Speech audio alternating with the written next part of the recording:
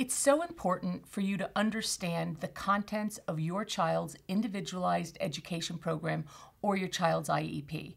And what you need to know is that there are federal guidelines that actually mandate what is supposed to be in every IEP.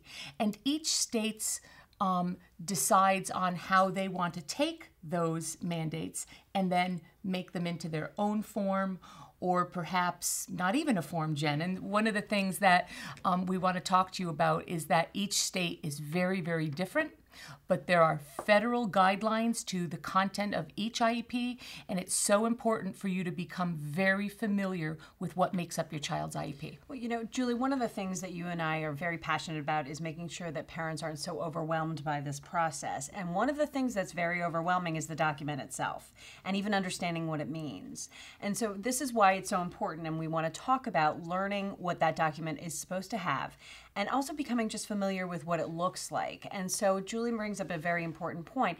The federal requirements are the minimum, they're the floor. It's what absolutely has to be in the IEP by federal law in order for it to be a legal IEP.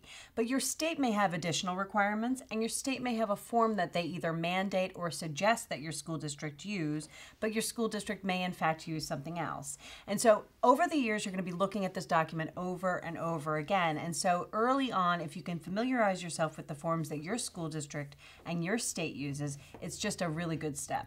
And here's the position we don't want you to be in. Very many times when I work with parents and they come to me so that I could help them advocate for their child, I will go over the IEP form with them and what their child's current IEP is.